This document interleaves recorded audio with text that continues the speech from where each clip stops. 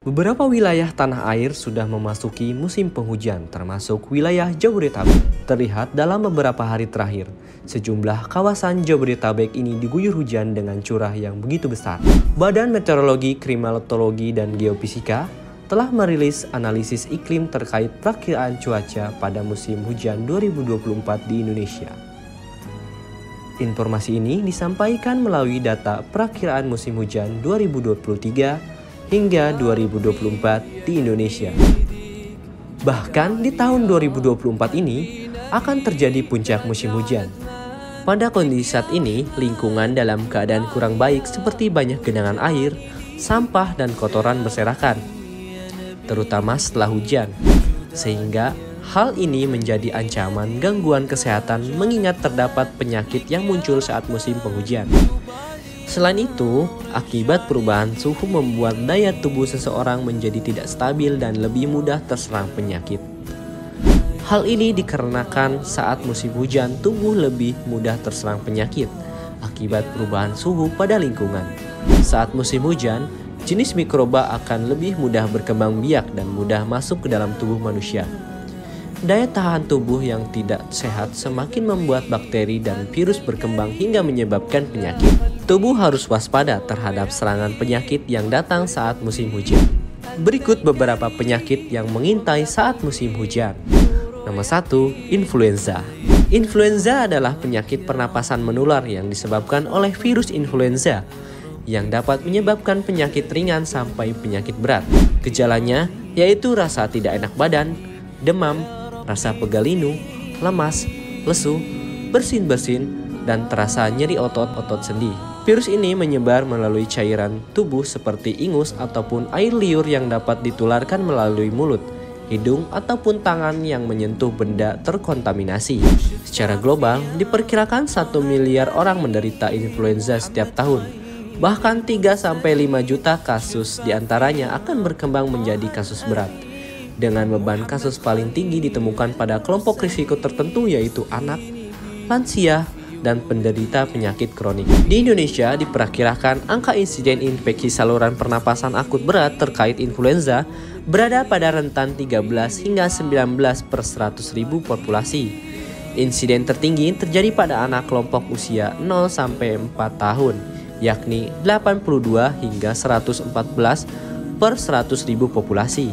Sebuah studi surveilan influenza di Provinsi Bali melaporkan bahwa terdapat 2077 laporan kasus dengan manifestasi klinis seperti influenza. Dari jumlah kasus tersebut, 291 kasus diantaranya terbukti terinfeksi virus influenza tipe A, 152 kasus terinfeksi influenza tipe B, dan 16 kasus terinfeksi influenza tipe A dan tipe B. Angka positif influenza sendiri terbukti lebih tinggi di musim penghujan dibandingkan musim kemarau. Ini mengindikasi bahwa penyebaran infeksi influenza di Indonesia juga dipengaruhi oleh musim. Mayoritas kasus influenza dalam studi ini dialami anak-anak. Cara mencegahnya dengan berolahraga dan istirahat yang cukup. Sebanyak-banyaknya konsumsi buah dan sayur, mencuci tangan dan memakai masker saat flu. Yang kedua, demam berdarah. Demam berdarah adalah penyakit gigitan nyamuk Aedes aegypti. Penyakit ini menyebabkan gejala demam tinggi dan flu.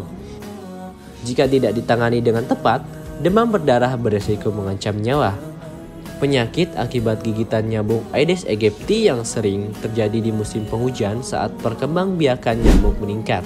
Berdasarkan data Kementerian Kesehatan, ada 1.236 kasus kematian akibat DBD di Indonesia pada tahun 2022 silam.